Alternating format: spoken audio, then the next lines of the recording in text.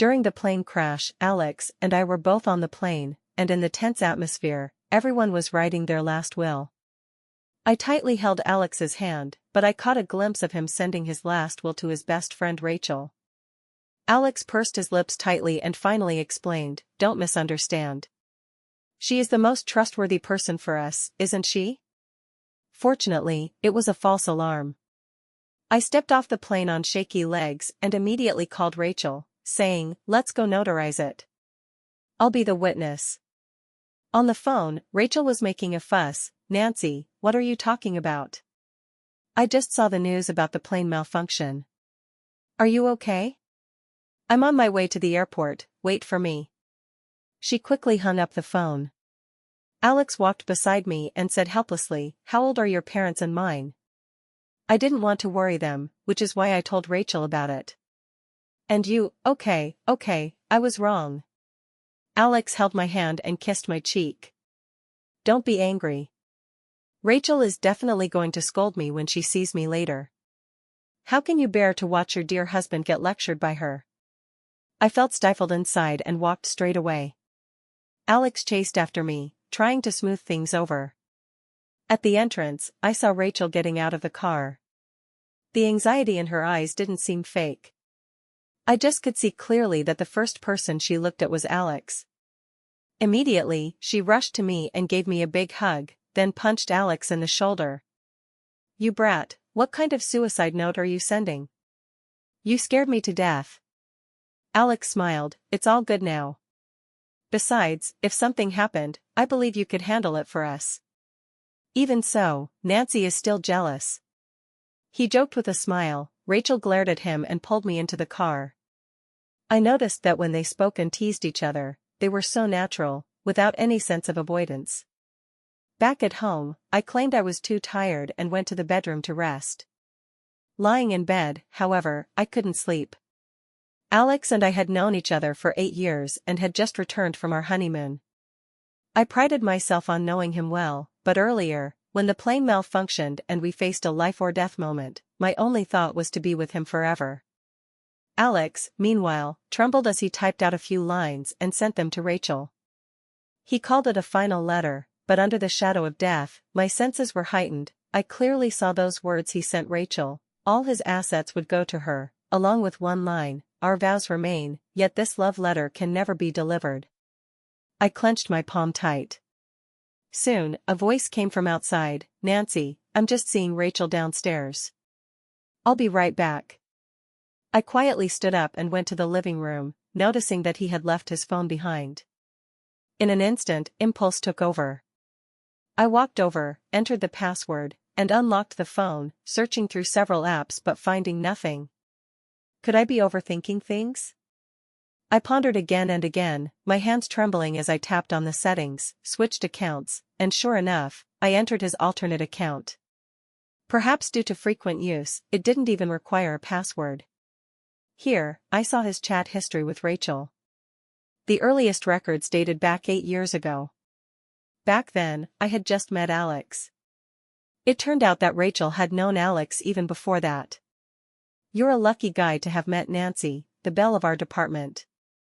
She's so aloof, she rarely shows interest in anyone. Ask Nancy out to the badminton court today, she loves playing badminton. Don't say I never helped you, make sure to put on a good performance when the time comes. So, see how good I am to you? Nancy is my best friend, if you dare betray her, I'll be the first one to make you pay." Afterwards, their conversations shifted from helping pursue me, to playing sports and dating, and even to sex. What started as hesitant and reluctant turned into feelings of guilt, and then into excitement and passion. In just 20 short minutes, I quickly skimmed through it all, snapped photos of the information I needed, exited, and locked the screen. Then, I turned on my phone. Downstairs by the parking space, 2 people were embracing each other, briefly holding hands and caressing, just like a couple reluctant to part. I took a deep breath, feeling as if a certain part of my heart had completely collapsed. I didn't sleep a wink all night. When Alex returned, he hugged me from behind, his breathing sounding near my ear. All I felt was a wave of disgust. I pushed him away and went to the guest room. Early the next morning, I left the house. If I stayed under the same roof with him any longer, I feared I wouldn't be able to hold back the urge to vomit. When Alex called me, I was at the law firm. Glancing at the divorce agreement, I then answered the call. "Where did you go so early in the morning?" "My wedding leave is over, I've come to sort out the work." I really admire myself. At a time like this, I'm able to calmly lie, and Alex is reassured. "Alright, I have things to attend to today as well. I won't be back for lunch. I bought you a gift, make sure to sign for it." After hanging up the phone, the lawyer across from me looked at me and asked, "Are you okay?" Perhaps seeing that my expression was truly awful, he pushed a cup of hot water toward me. After I smiled and thanked him, I added one more condition: all of this belongs to me. He is at fault, and I want 90%. He has been unfaithful for a long time. These are just material possessions, he won't refuse. Just do as I say. Alex, I will not rest until one of us is gone in this lifetime. Perhaps sensing that I was in a bad mood, the gift Alex sent me was unexpectedly a handbag, worth $20,000. Soon after, Rachel called and said, "I really envy someone. Although he only wrote a suicide note for me yesterday, today he can't wait to spend over $20,000 buying a bag for you." I say, don't be too sentimental, forgive him. Listening to Rachel cover for him over the phone, with her words even carrying a hint of blaming me for being too sentimental, I couldn't help but find it a bit amusing. It seemed I had become the petty one. Perhaps because she was rambling on but noticed no reaction from my side, Rachel sensed something was off. "What's wrong? Why aren't you saying anything?" "I don't really want to say, maybe it's jet lag, I'm a bit tired." "Then you rest well, we'll make plans another time." After hanging up the phone, I quickly took action and searched all of Rachel's social media accounts. We've been good friends for many years, but we've only truly become close girlfriends in the last 5 years or so. Because of Alex, we've grown even closer. I've checked all of her social media accounts, but without exception, I haven't found any issues. After some thought, I found a profile picture from her following list: a chubby cartoon girl, exactly the type she likes. When I clicked into it, I realized this was actually her secret account, filled with countless details about her and Alex. Although the guy's face wasn't visible, having known Alex for 8 years, I could tell at a glance that it was him, whether it was the blurry back view or the fleeting side profile. They actually have a little home outside, and they've been keeping it from me. I watched all her videos. In her bio, she wrote, "Miss Fox and Mr. Rabbit, who have known each other for 8 years and 3 months. The first time I met Mr. Rabbit, it felt like I had known him for ages. I took the initiative to ask for his contact, and only then did I find out that he attended the same university as me.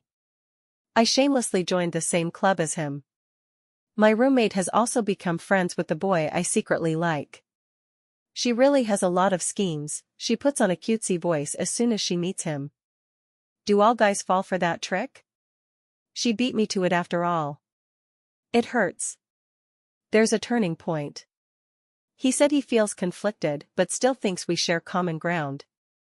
Over the past 8 years, there have been thousands of videos, and I watched every single one of them. It breaks my heart to the core. Just 3 months after Alex and I confirmed our relationship, he was already flirting with her. For a long while, a surge of anger welled up in my chest. Alex, how can you betray our 8 years together? In that instant, I wanted him to suffer for eternity. The day after tomorrow happens to be my mother-in-law's birthday. Over the years Alex and I have known each other, she has truly been good to me. But this time, I'm bound to let her down. I placed the jade bracelet she gave me in a box, bought a 20,000 yuan wallet, packaged them together, and wrapped them up neatly. Early on the day of her birthday, I reminded Alex, "It's Mom's birthday today, come home early." He agreed without hesitation and left. I, on the other hand, took the day off, packed my luggage, bought a large sledgehammer, and swung it forcefully at the wall. 3 hours later, the inside of the house was reduced to ruins, and I left dragging my luggage and carrying gifts. I headed straight to my mother-in-law's house.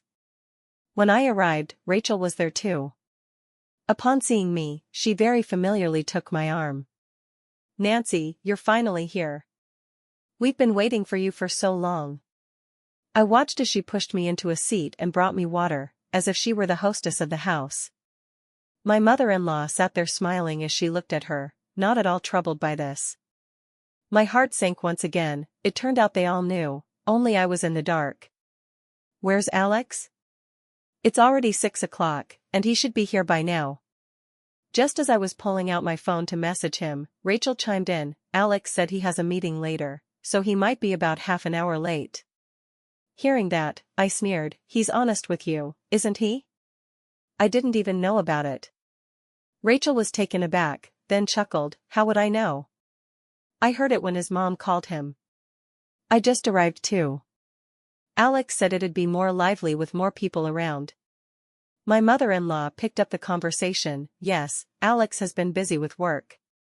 After taking a whole month off for the honeymoon, he's got a lot of tasks piled up, so he's definitely swamped these days. Nancy, you should understand."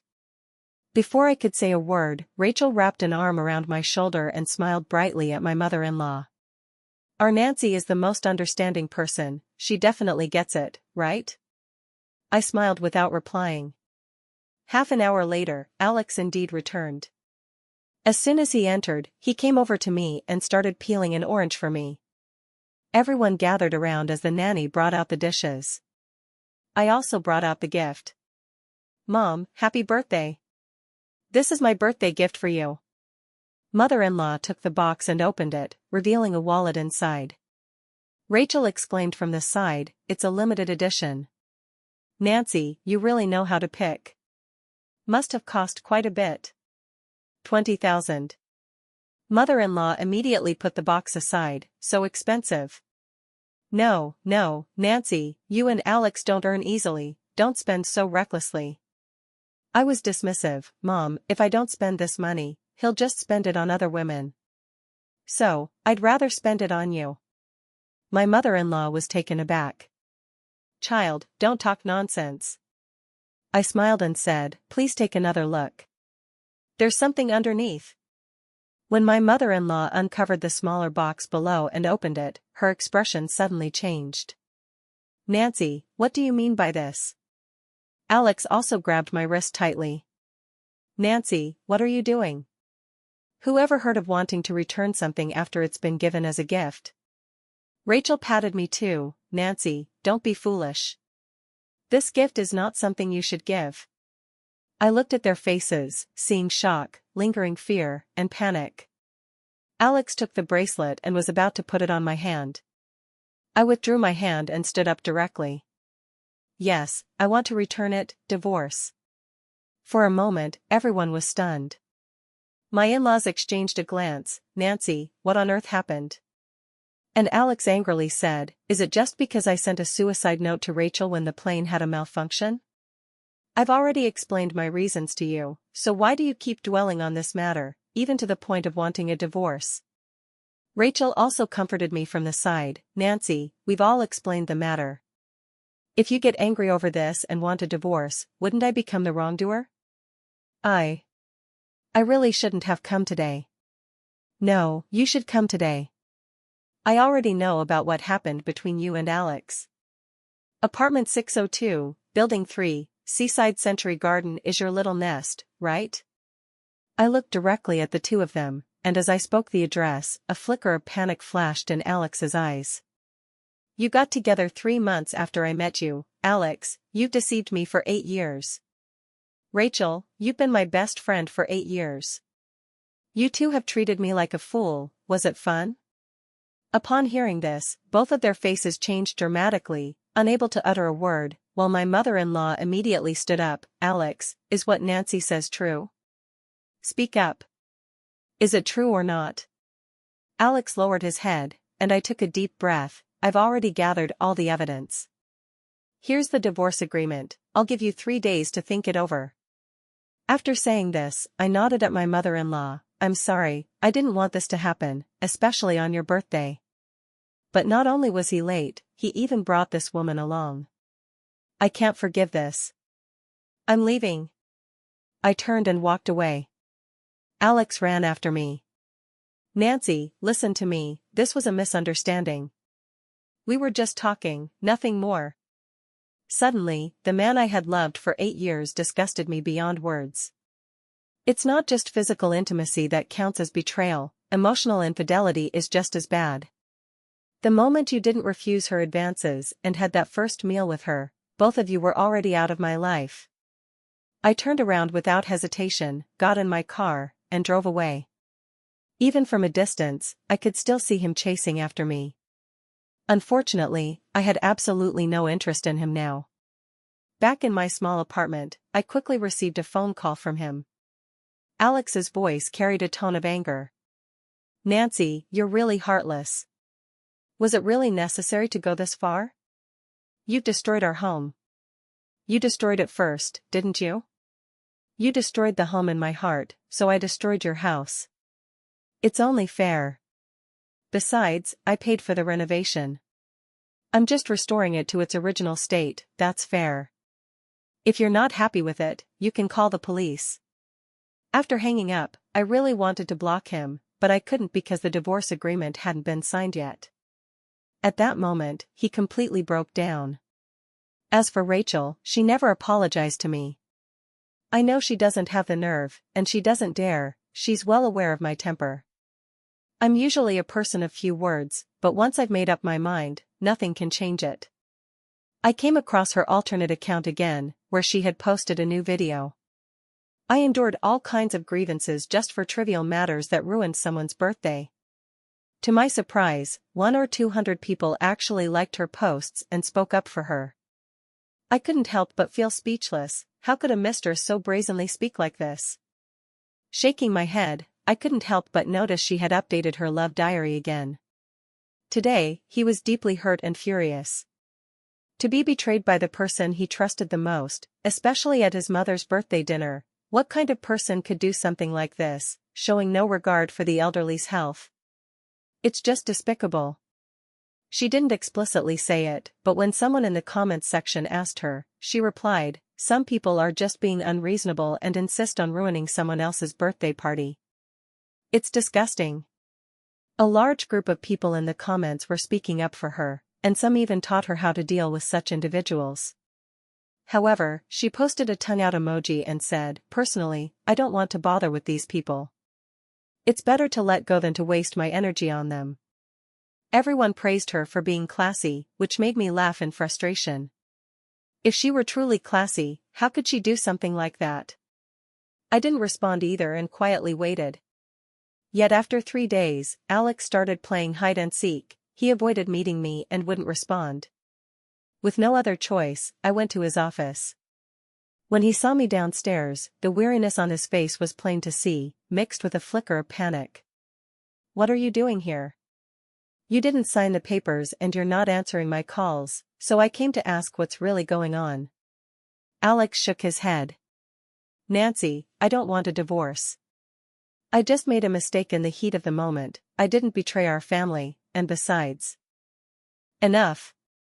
Do you even believe what you're saying yourself? If you don't sign, I'll have no choice but to expose your affairs to everyone." Alex didn't answer. Instead, he took my hand voluntarily and said, "I know I was terribly wrong, but you can't just sentence me to death with one blow. Killing someone is just a matter of losing your head. You've destroyed the house, and I can't do anything about it. I admit I was wrong, but we didn't even sleep together, we were just friends chatting." He still refused to admit his wrongdoing.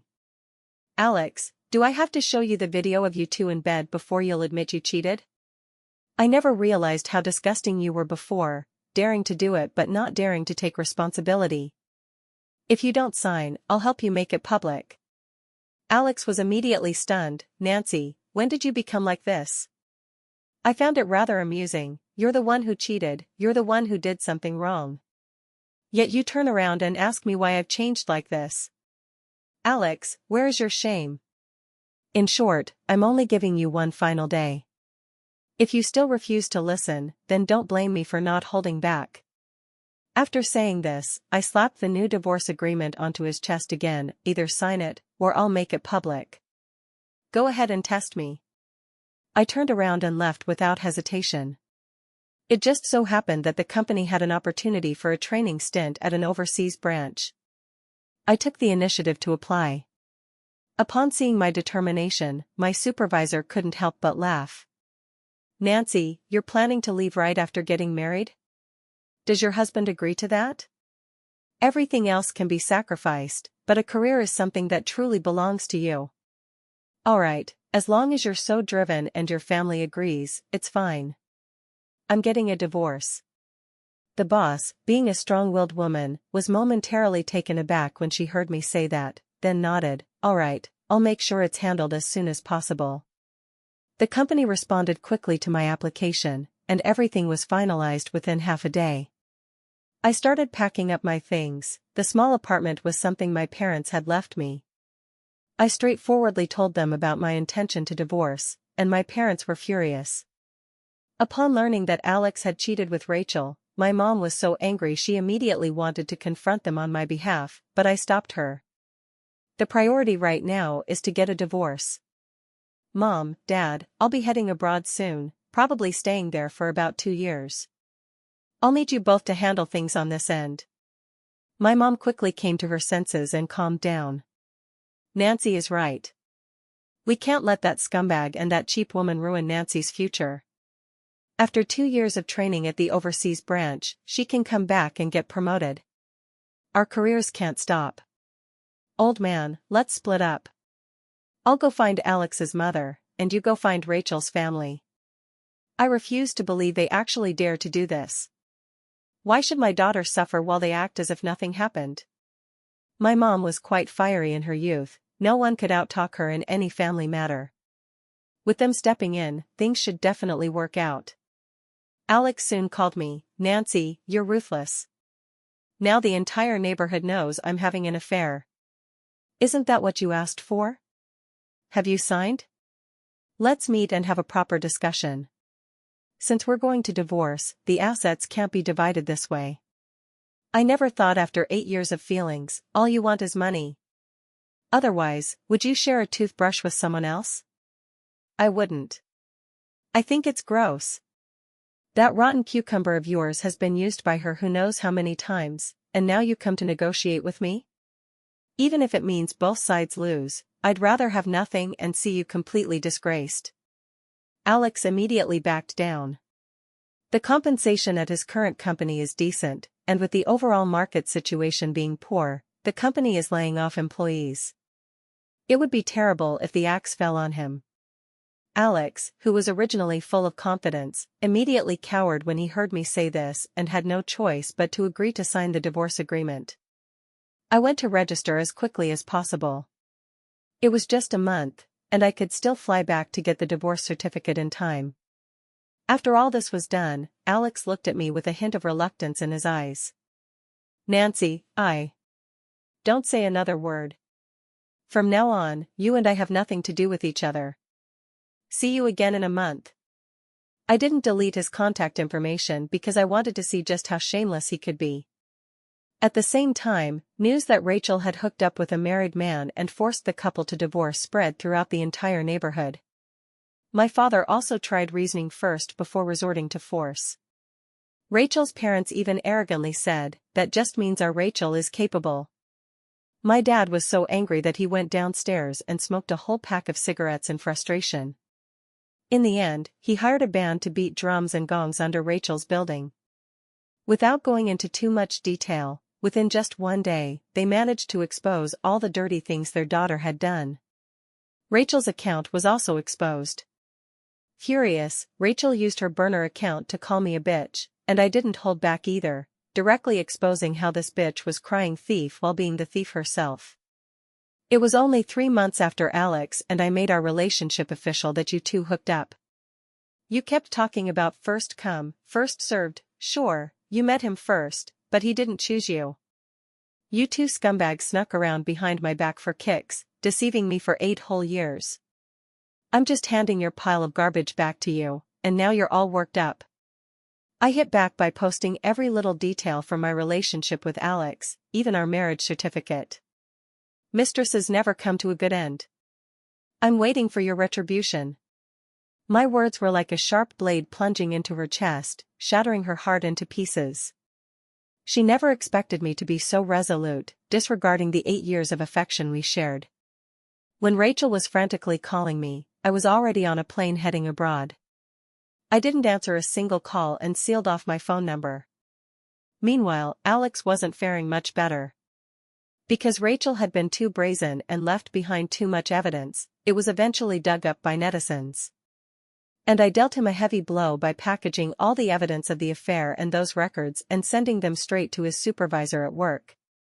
Alex was originally in line for a promotion and was a key player in the company, but who would have thought he'd be knocked back down to square one in an instant? At that time, I was making a big splash in the overseas branch and had no time to deal with them. Other than going back to get a divorce when necessary, I wouldn't take his calls or have any contact with him. Finally, a month later, I flew back to China right on schedule and went straight to find Alex, reminding him not to be late for the divorce. Alex was thrilled to hear my voice. "Nancy, where have you been? I've looked for you everywhere. Your parents said you were gone and not coming back, and the company wouldn't say where you went. I've been searching for you for a month, you've finally returned." It's clear that he hasn't had a great month. He's lost a lot of weight, his beard is unkempt, and he woke up this morning with a messy, disheveled head of hair. "Alex, did you bring your documents?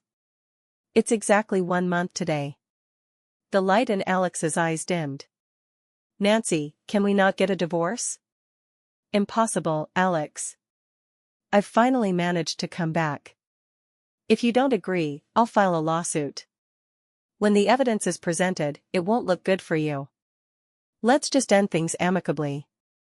The past 8 years have drained all my capacity to love someone. The moment I found out the truth, I felt like killing you. And now you're telling me you don't want a divorce. How am I supposed to face a man who has been cheating for 8 years? Get your documents, get in the car." Alex, with red eyes, could only take his documents and follow me out.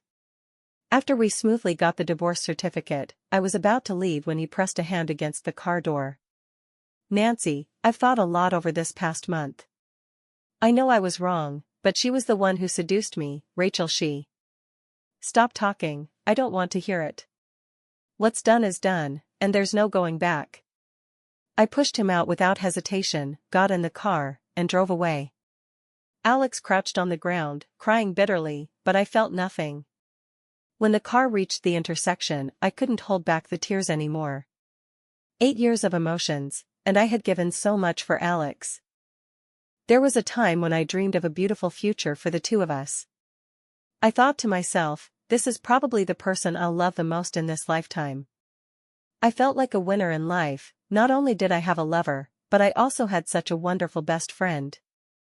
Rachel and I met in high school when we were sitting in front of and behind each other in class. There was nothing we wouldn't talk about. Amid the heavy academic workload, having a good friend who shared the same goals and interests was such a rare thing. We were admitted to the same university and even ended up in the same dormitory. For 4 years, we were inseparable. I had no idea she knew Alex. If I had known earlier that she was interested in him, I would never have accepted Alex's confession. I thought we could keep going on like this together, but these two people I was closest to and trusted the most actually gave me a heavy blow. Now that I think about it, I was really foolish. There were countless times when their relationship went beyond that of ordinary friends, but I just didn't take it seriously. I felt that Alex and I were close, and Rachel was also close to me, so it made sense for her to be closer to him. The key was that Rachel acted so naturally. If I hadn't noticed the signs, I'm afraid they would have kept deceiving me like this. Alex was too timing, wanting everything at once and hurting the hearts of 2 women. I won't make excuses for Rachel either. The friendship I thought was so important meant nothing to her. After getting out of the situation, I posted my divorce certificate online. Rachel's account had already been under attack. When she saw the divorce certificate I shared, she called me and said, "Nancy, why? You just wouldn't let go, wouldn't let me off the hook. This question shouldn't be coming from you, instead, I should be asking you, why? Was all these years of our relationship fake? 8 years, I even had you as my bridesmaid at my wedding. What were you thinking that day? Watching the man you were fooling around with, dressed in a suit, standing next to me in my white wedding gown, did you feel excited, or did it break your heart? Rachel was instantly choked up. Rachel, we can never be friends again from now on. Don't contact me anymore. I hung up the phone first and blocked her number. According to mutual friends, Rachel was in a tough spot during that time. She was exposed by netizens for knowingly being the other woman. She tried to justify herself by saying she had known Alex for 8 years and that I was the one who came later, but it was revealed that Alex had never acknowledged her. I was his official girlfriend. This really got to Rachel. Our high school and college classmates also came forward, saying that she and I were inseparable back then and were the best of friends. However, Rachel secretly called me a green tea bitch and a slut, and even encouraged netizens to cyberbully me. Fortunately, netizens have sharp eyes. Everyone knows who the mistress is and who the original partner is. Nancy, you don't need to be upset. Those who do wrong will face their own consequences, they won't come to a good end. My classmate's remark made me smile and brush it off. It's fine, they're not that important. Over this past month abroad, I've been swamped with work, barely having any time to think about them. Let alone getting into petty arguments. Stepping back onto the plane heading overseas, I officially let go of everything. During the 2-year agreement, I only returned home once for the marriage registration. Apart from that, I was fully immersed in work, even meeting clients during vacations. Even foreigners commented on how driven I was. I just wanted to make the most of the limited time I had. When we divorced, Alex gave me 80% of the assets, though there wasn't much to begin with. I had invested heavily in the house, and the savings were only a little over 100,000 yuan. Alex gave me 100,000. With these 100,000, I started learning about investments. 2 years later, when I returned home, the moment I landed, my parents told me that Alex had married Rachel. My mother sighed with regret. Who would want someone like Rachel? Every time she went on a blind date, I made sure to ruin it. How dare she break up someone else's family and still dream of finding true love? I kept a close eye on her to make sure she wouldn't get her way. Later, her parents even came to me, bowed their heads, admitted their mistakes, and offered compensation. Pa. My mother still gets angry whenever she brings it up. I was determined to make her end up all alone, but guess what? She had no choice but to run to Alex. Now look how it turned out, they got married. And their lives are in utter chaos. I know it's not impossible for Alex and Rachel to be together. After all, Rachel has liked him for so many years, and the two of them have no other choice but to stick together. But they probably never expected my mom to be this ruthless. She would often wander around their neighborhood, loudly recounting all their dirty laundry. On top of that, Alex was transferred to a peripheral department at his job, and his salary plummeted. There was no way he could afford to support Rachel. Back when he was with me, Alex would occasionally surprise me, and Rachel also benefited from it. For example, that 20,000 yuan bag, Alex turned around and bought Rachel a 50,000 yuan one. In Rachel's view, Alex had great potential, but due to the scandal surrounding their relationship, Alex had no choice but to resign from his original company. Initially, he thought that with his talents, he would quickly find a new job. However, the job market was tough, and when companies conducted background checks on him, his former leaders bluntly stated that he had problematic conduct, which caused several companies to hesitate. But in the end, he managed to join a major corporation. At big companies, turning 35 is often a major hurdle, and Alex was already 30 when he married Rachel. He also needed to buy a big house and help Rachel manage all the family issues. When Rachel and I first met, she benefited quite a bit from me. She has a younger brother, and her family favored sons over daughters, which is why Rachel felt compelled to latch on to Alex. The bride price alone cost him 400,000. Alex, of course, couldn't satisfy them, so he had to write an IOU, and he's still repaying the debt to this day. My mom looked at me and laughed. Who asked him not to know how to cherish you? His mother even came over here before, saying how great you were, Pa. No matter how good you are, it can't make up for her own son's incompetence. Don't worry, we'll find someone better than him soon. I smiled without saying a word. After returning home, all my relatives and friends came over, all wanting to set me up with someone without exception, and I turned them all down.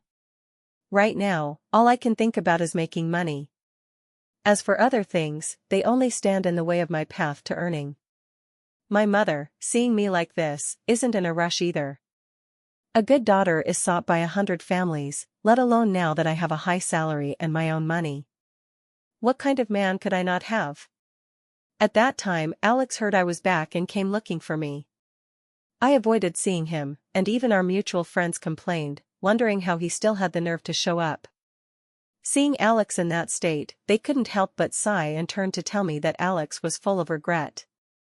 We all told him he wasn't good enough for you, Nancy.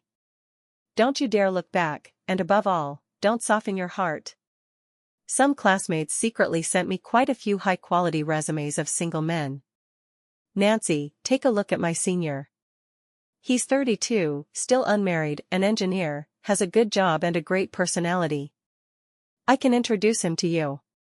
Nancy, check this out, my own younger brother, 186 centimeters tall, 18 years old.